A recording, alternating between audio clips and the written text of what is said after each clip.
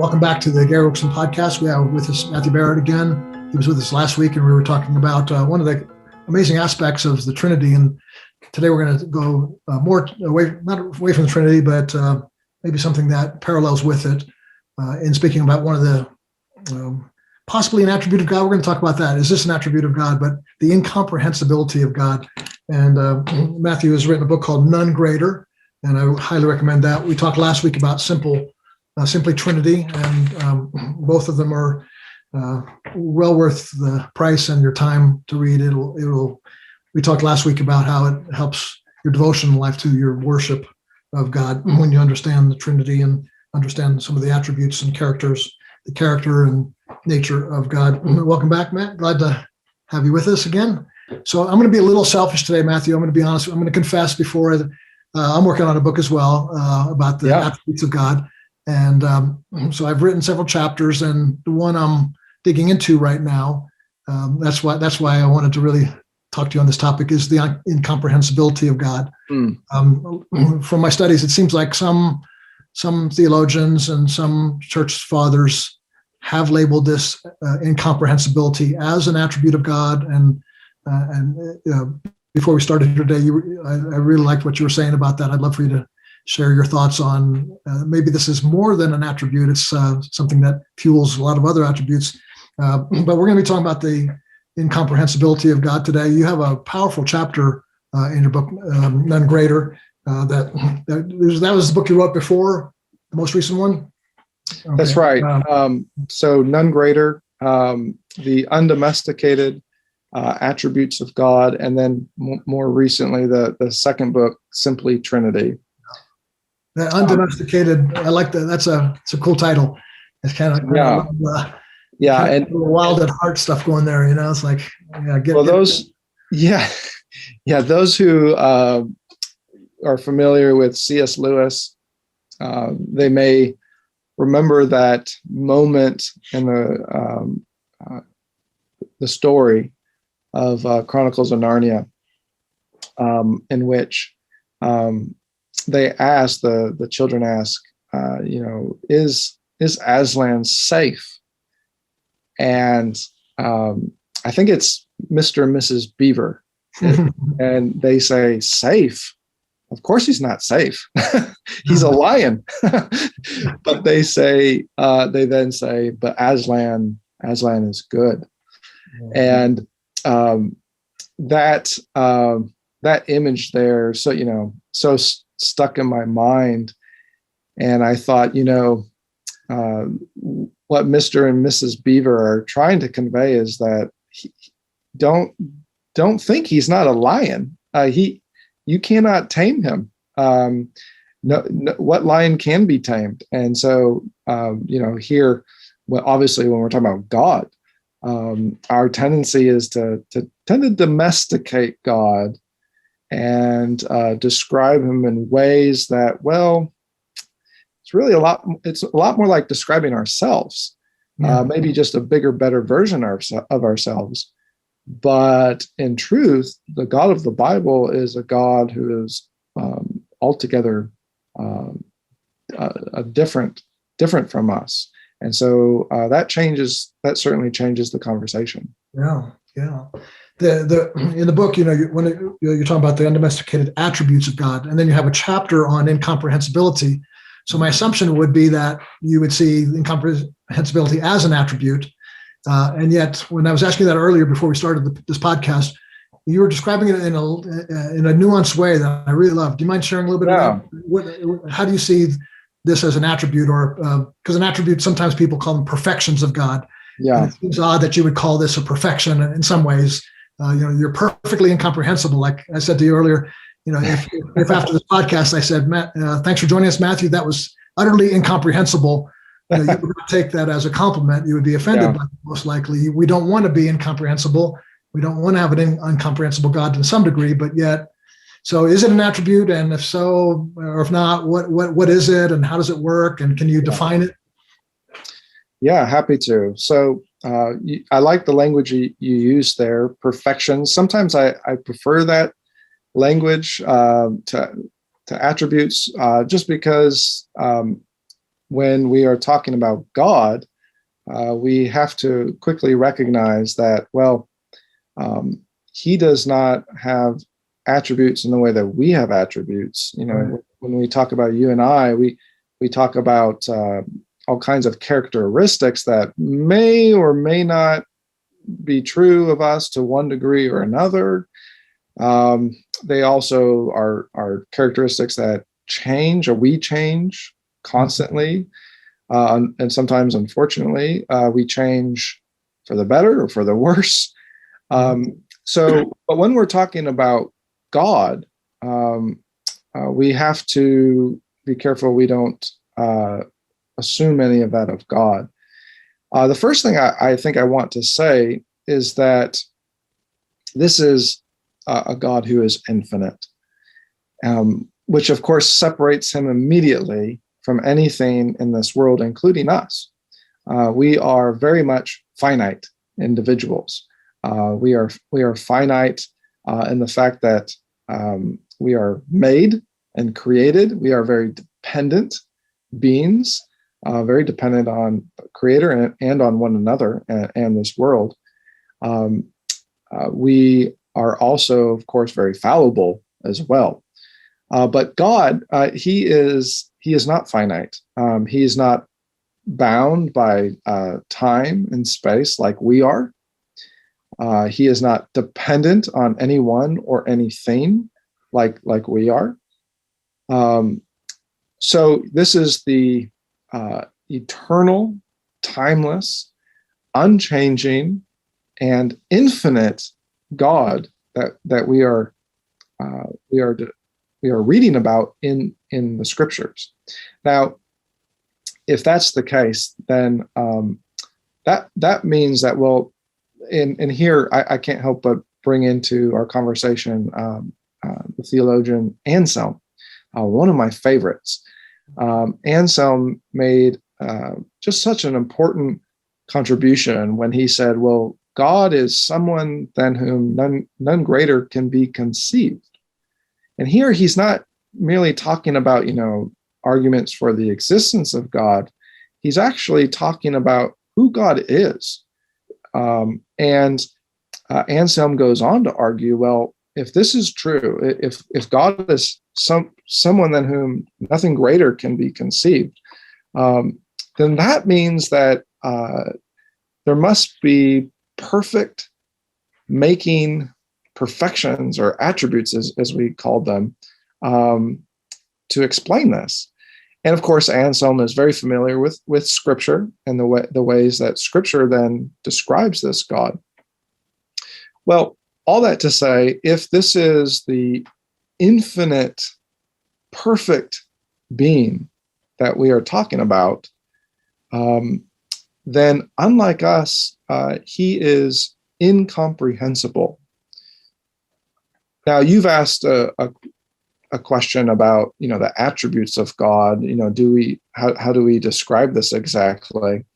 When we use a word like incomprehensibility, notice the way that we are more or less trying to make sure that we are talking about God in a way that really preserves his infinitude. Yeah.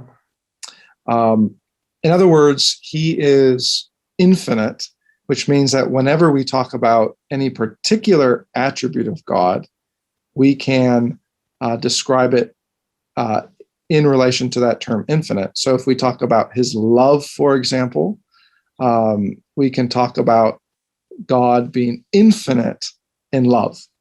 When we talk about his holiness, for example, we can talk about God being infinite in holiness. Anyway, all that to say, when we talk about God, he is infinite in measure. In fact, even our language doesn't even work, right? Because we really need to say he is immeasurable. He's not just like a bigger, better version of ourselves. Right. No, this is a God who cannot be measured. He has no body. He's not bound by space and time. He doesn't have a succession of moments. He's timeless. He doesn't change. He's immutable, and so on. Well, if that's the case, then whenever we describe this God and describe his infinite holiness, his infinite love, and so on, that word infinite reminds us that, well, this is a God that you as a finite creature, well, this is a God who is incomprehensible to you. Now, we can talk more about this in a minute. What does that mean for our knowledge, and how can we know God and that sort of thing? But I think it's really crucial to say, before we even get to those questions, this is the way that we see even the biblical authors describe God. For example, I can't help but think of 1 Timothy 6, right? Where Paul can say, here he's really entering into a very prayerful prose. And he can say, he who is the blessed and only sovereign, the King of kings and the Lord of lords, who alone has immortality, who dwells in unapproachable light, whom no one has ever seen or can see, to him be honor and eternal dominion. Amen. Notice Paul's language there, right? This is not a God that Paul thinks you can domesticate. This is a God who is, as Paul says here, he dwells in inapproachable light. And I think that Paul here is actually building off of the book of Deuteronomy, and really the Old Testament as a whole, when he says he dwells in inapproachable light, whom no one has ever seen or can see. Deuteronomy actually makes the same statement when it's warning Israel, don't go the direction of those idols that you make and fashion with your own hands that you can see. Instead, Deuteronomy says, God has no form. He's not made up of parts. He's not dependent on you.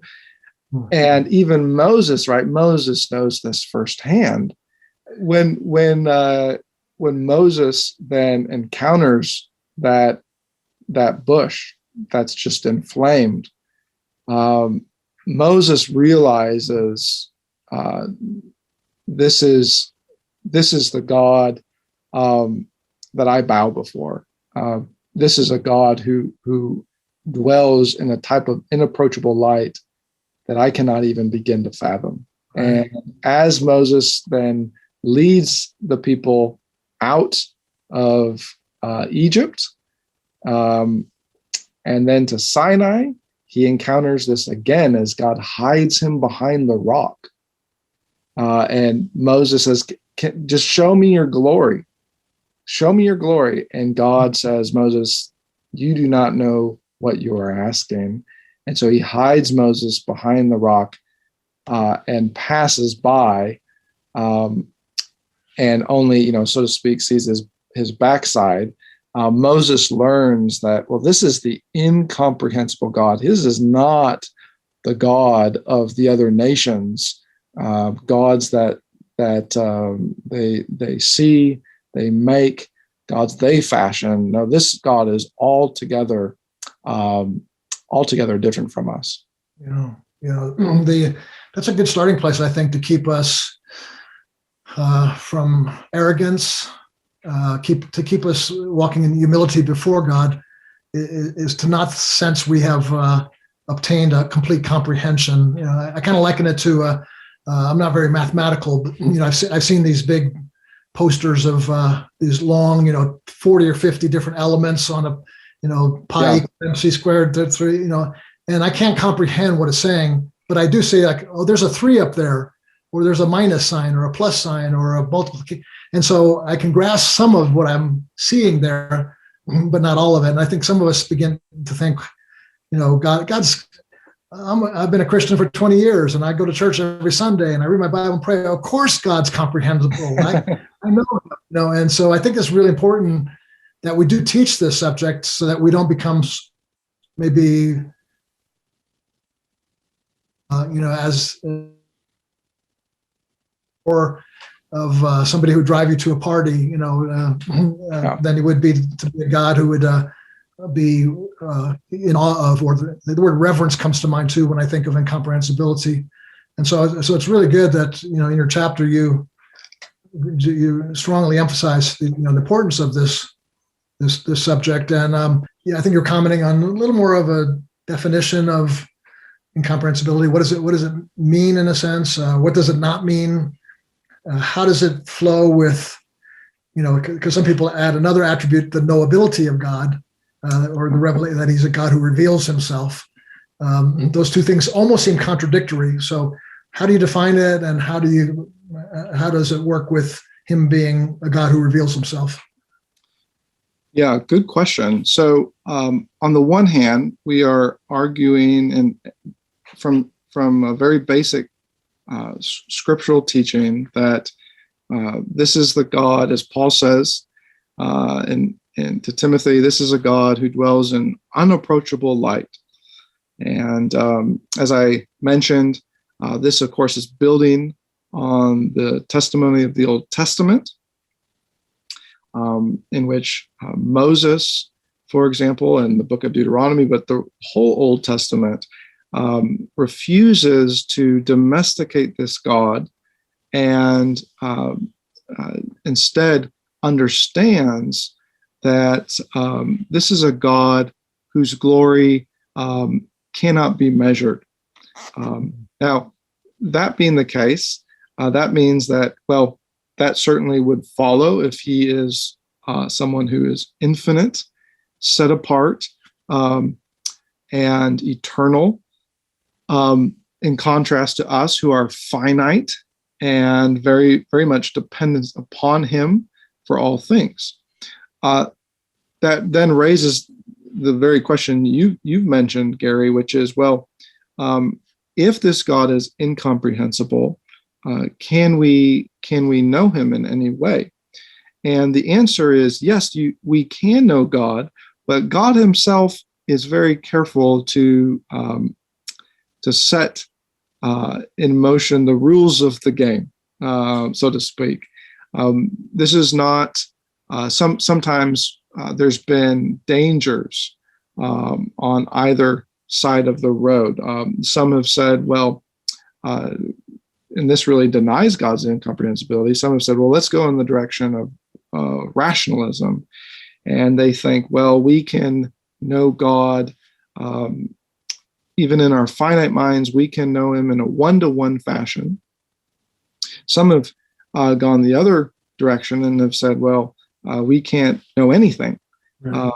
So we want to avoid, and sometimes that has led to a more agnostic type of approach.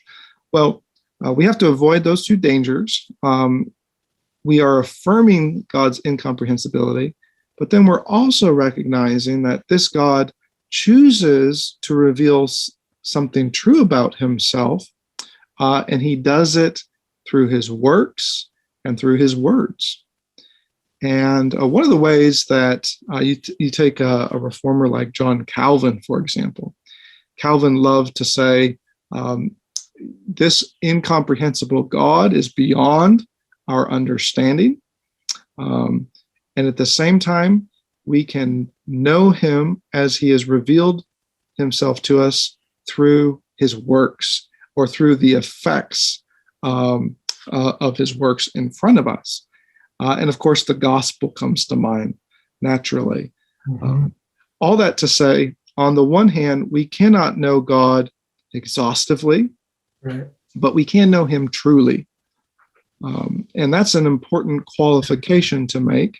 It avoids kind of those ditches on both sides of the road, and it simultaneously preserves who God is and our total dependence upon him to know who he is and how he has revealed himself to us. Yeah. You were also earlier, I'd like for you to circle back to this. We were talking off air this about seeing the incomprehensibility of God as not so much an attribute all in itself, but it's one that affects, like his love is incomprehensible. Is that how you're saying that? Yeah. So this is a good exercise, right? No matter what perfection or attribute we are referring to, we have to make sure that we are preserving incomprehensibility. Yeah. So on the one hand, let's just take an example, right? I have a dog. His name, ironically enough, is Calvin. And, I'll come home from work and I'll say, good dog, and probably, give him a bit of a pet on the belly, and he might go run and, fetch his ball, that sort of thing. But let's say, the next day I wake up and I say, hey kids, it's time for church. It's time to get ready for church. And so we go to church, and the first song we sing, we sing, God is good, echoing the Psalms, right? Well, hopefully, I think my kids would know the dog, Calvin, is not good in the same way that we're saying God is good. Yeah. Right. Hopefully most Christians assume that much. And they, even in the way that we talk, but we have to be careful, because sometimes we don't, and we can start to think, God is just good in the same way that so-and-so is good. No, when we talk about God, right, he is infinite in goodness. He is infinite in goodness. His goodness is immeasurable. It is bottomless. There is, and likewise, we can then speak in all kinds of ways. His justice is immeasurable in the perfection of his holiness. So notice here, the way we are describing God, it's very careful to preserve incomprehensibility. In theology, we make a really important distinction at this point. And this is where someone like Thomas Aquinas is so very profound, because he says, when we talk about God, our language of God must be analogical. Mm-hmm. In other words, our language doesn't assume that we can describe God in a one-to-one fashion that would then exhaust his incomprehensibility. And yet at the same time, it's analogical, so it does say something true about this God, even though it's not exhaustive. That point by Thomas Aquinas is just another way of carefully preserving the creator-creature distinction, so that we don't run into the danger of thinking, well, in my mind, however I conceive of God, that's just the limit of it. Anyone who's pored over the scriptures for a lifetime knows, actually, the more you learn about this God, number one, the more you realize you don't know. There's so much more actually than you realize. And number two, the more you actually find your own thoughts corrected. So at one point, maybe you thought about God in a way that, he changes. And then as you read the scriptures, you recognize, well, hold on a second. If that's the case, then this can't be the infinite and incomprehensible God. He's actually not any different than us. Oh, this is a God who is unchanging. He is immutable. He is the same yesterday, today, and forever, as Hebrews says about Jesus Christ. Yeah, that's good. That's really, I really like that. It's a very touching. Most of the church fathers seem to be, you see their quotes, and they've kind of almost borrowed off each other. There's the sense of, the finite mind cannot comprehend the infinite. That seems to be the basic description of incomprehensibility, and yet they're very quick, like you, to not just be on one side of the fence, that to say but he is knowable. And I kind of liken it to, I was sharing a devotion this morning with our staff, and I was talking a little bit about this subject, and I came with, I don't, you might correct me if this is a wrong analogy, but I was just picturing a little girl going out in the backyard with her father late at night, and he has just bought this amazing telescope. Yeah. And he puts the little girl in front of the telescope, and she sees the moon, and like she reaches out at the end of the telescope to grab it, like, Daddy, the moon's right here. It's so close. My eye. To me, that's this balance of incomprehensibility and knowability of God. Is he really is still distant. He really still is out there beyond our grasp. But his revelation has made it seem to us like, when I read 1 Corinthians 2 and it says, you can know the deep things of God. Well, that doesn't sound incomprehensible. That sounds quite comprehensible, like if it's deep, but yet it's this sense of, to me, out of his kindness, he has graced us with the ability to sense, to actually know real things, but even have a greater sense of, man, I know a lot about God, even though we don't. And I love what you said earlier about how, the more we know about God, the more we realize we don't know. He stays incomprehensible while revealing all along more and more about himself, the deep things of God, the things of the Spirit that he brings to us. And so, one other thing, 1 John 5:20 says, and we know that the Son of God has come and has given us an understanding that we may know him. So there really is a knowability. I don't know. Do you think? I'm sorry. One more thing. Just I don't mean you're my guest. I want to hear from you, but I don't want to. I don't want to take up the time here. But the definition of the word incomprehensible, I've noticed it's changed. So if you go to Webster's dictionary, like 100 years ago, it meant beyond total grasping of, or you can't have an exhaustive knowledge of a situation. Where now, if you go to Webster's, the current one, if you go Google it online, it says unintelligible. That's almost like nonsensical. And so those are two very different things, aren't they? One being non-exhaustive, but yet real knowledge, and the other being, I think some people today don't like the term incomprehensibility of God because it almost sounds like, yeah, he's just gibberish and gobbledygook that you don't understand. But there's that nuance there, isn't there? The balance of knowing him, that we can know him, like even as John says here, 1 John, he's given us an understanding that we can know him. These are not contradictory, are they? Yeah, this is one of the reasons why when I'm, maybe it's a churchgoer, maybe it's a fellow pastor, it's always good, right, when we're using terms to say, what do you mean when you use that word? And like you're pointing out, sometimes, we're using the same words, but meaning different things.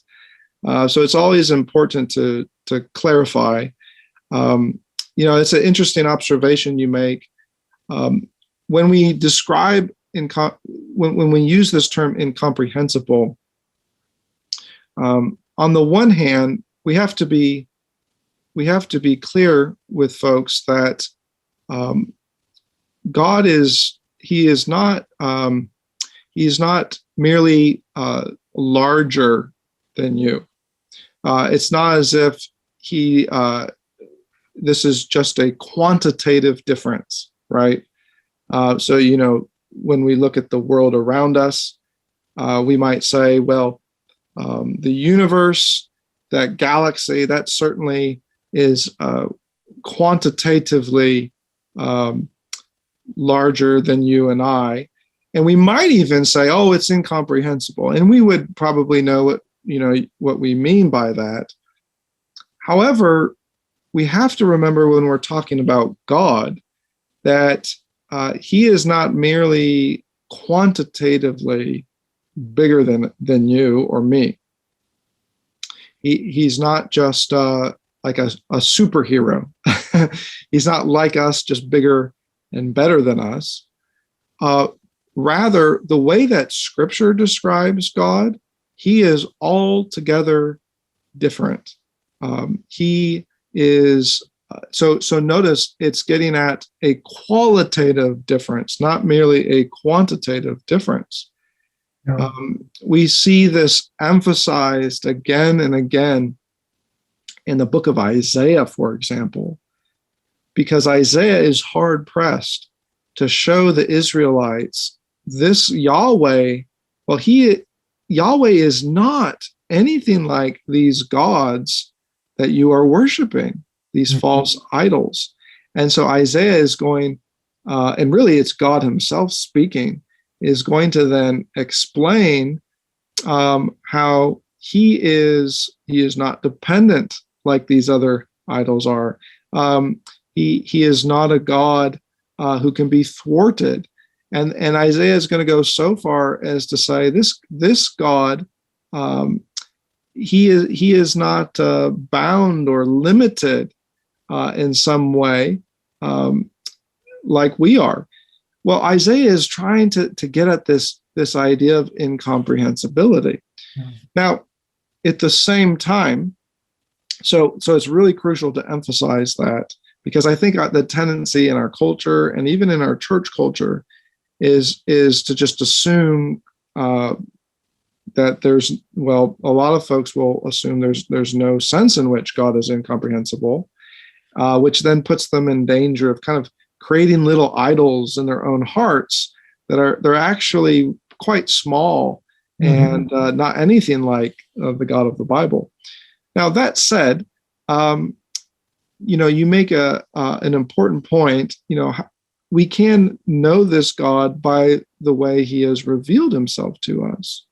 So on the one hand, he's incomprehensible, but he then chooses to say, I'm going to reveal myself to finite creatures in a way that they can understand, in a way that accommodates them.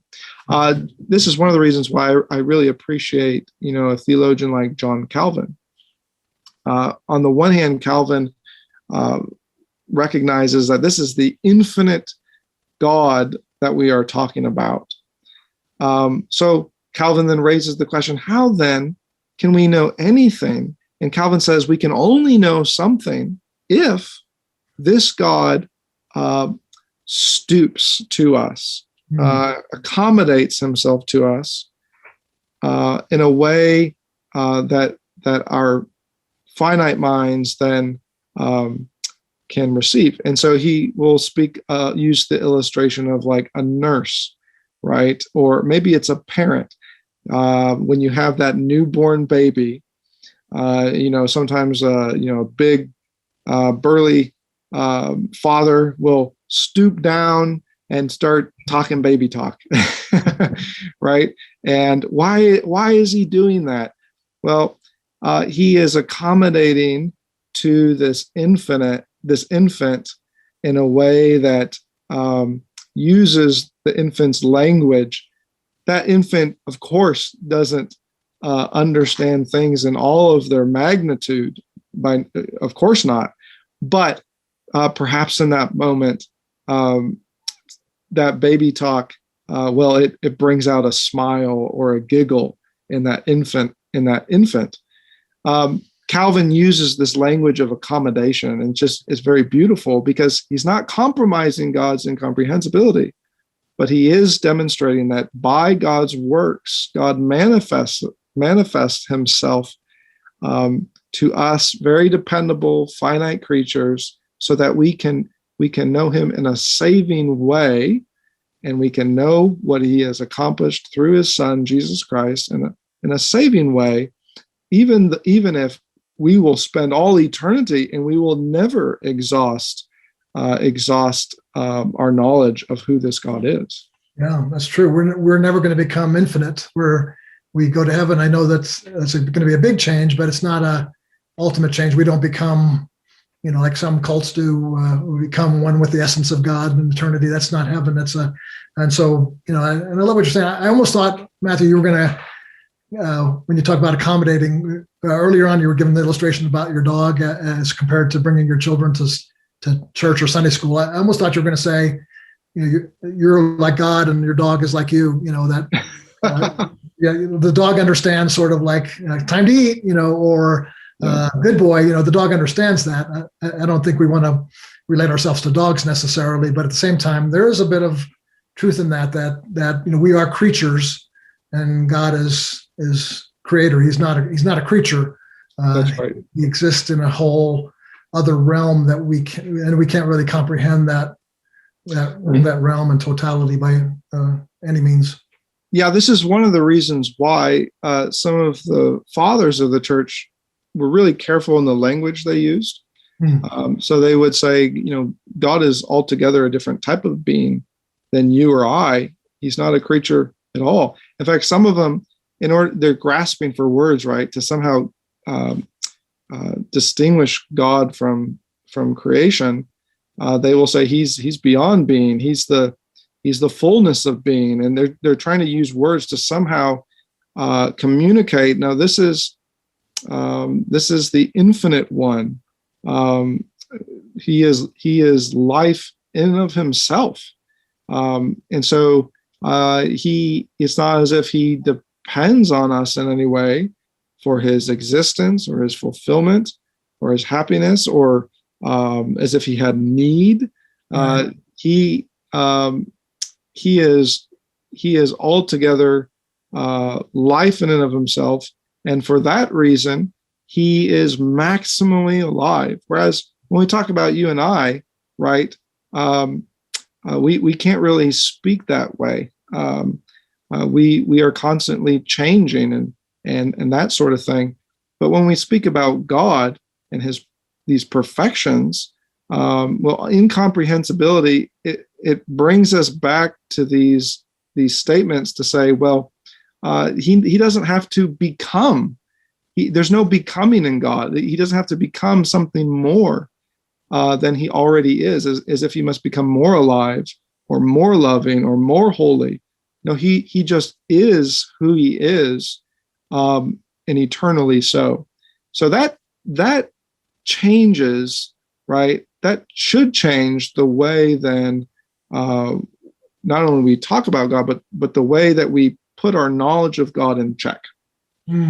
Man, that's so important. I love that you're saying he's more alive than us. I don't think I've ever heard that before, but it makes total sense. He is the essence of life itself, and then we are recipients. He has given us life, but it's a secondary, sort of a dependent kind of life, where his is immortal, eternal, invisible. One last question, and I'll let you go. I know you got a lot of other things to get to, and some students waiting for you. You had mentioned before we actually started recording that this subject of incomprehensibility of God does have some Trinitarian. They meet together somewhere. Is there something Trinitarian about incomprehensibility?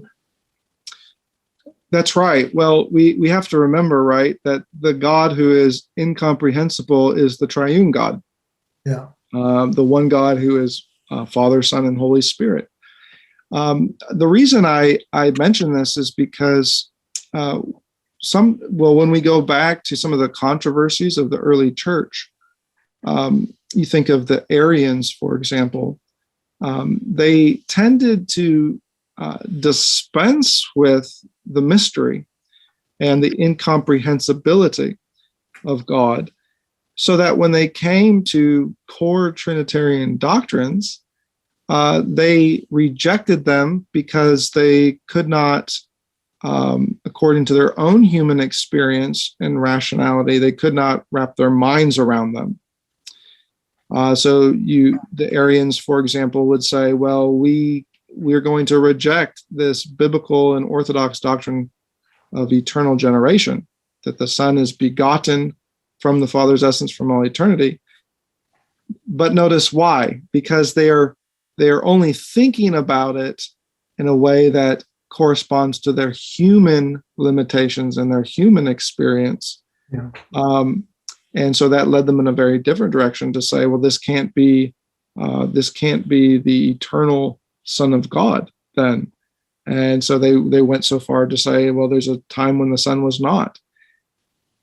All of those pretty disastrous theological conclusions they draw could have been avoided if they would have first started from this crucial premise that, hold on a second, we can't speak of this God in a way that's just straight across parallel to our human experience. Remember, this is the infinite and eternal God we are talking about. And if that's the case, well, on the one hand, Scripture can use this language of begetting, because that explains why then we call the Son, Son, and the Father, Father. But then they are very quick to say, but this is an eternal begetting. And yes, that's hard for you to wrap your mind around, because in your human experience, that's not how begetting works.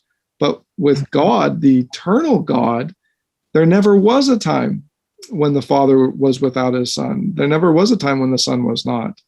This is the Son who's from the Father from all eternity. And likewise, then they would say the Spirit. This is the Spirit who proceeds from the Father and the Son, but from all eternity. So I guess the point I want to make here is that incomprehensibility really it puts in place that creator-creature distinction. And it protects us then from domesticating God in all kinds of ways that would either forfeit his perfections, whether it's his eternality, his immutability, his knowledge, so many others, or it could put us in danger of forfeiting key Trinitarian doctrines, like the ones I just mentioned, that would again tend to domesticate God, and you end up then at the end of the day with a God that actually looks a lot more like you than anything else. I love it, man. That's rich stuff, and I'm glad people are getting to hear this that aren't necessarily in seminary right now, but they're getting to hear some things that they may not hear otherwise. So I really appreciate, Matthew, you taking the time to share your heart with us and some of the stuff that you've delved into in your own studies and your own writings. None greater. It can take people to deeper levels of God, and Simply Trinity. These are at least two of several other books that you've written, and they can if you put your name in on Amazon or some other entity, they can find out, because you've written other books as well, right? Yeah, that's right. I've written a number of other books. God's Word Alone, a book that looks at our doctrine of Scripture. But yeah, None Greater and Simply Trinity, these are two of the most recent. Yeah, very good. Well, we'll and Credo, CREDO, right? That's your podcast, and is it like a magazine as well? That's right. So if you go to the website, credomag.com, you'll find there an online magazine that comes out quarterly. Nice. And you'll also find a podcast, comes out twice a month. And I sit down and talk with all kinds of great theologians today about some of the most important doctrines of the faith. Yeah, very good. I love it. I appreciate it. Well, thank you for your time today. Really appreciate it. God's blessing on you and your great ministry. Keep up the good work. Thanks for having me again. Always great to see what you're doing, and so blessed. Thank you. Thank you. The Gary Wilkerson Podcast is brought to you by World Challenge, transforming lives through the message and mission of Jesus Christ. Each week, this podcast reaches thousands of listeners. This critical work is made possible by the generous contributions of individuals like you who believe in World Challenge's mission. Thank you for listening and supporting.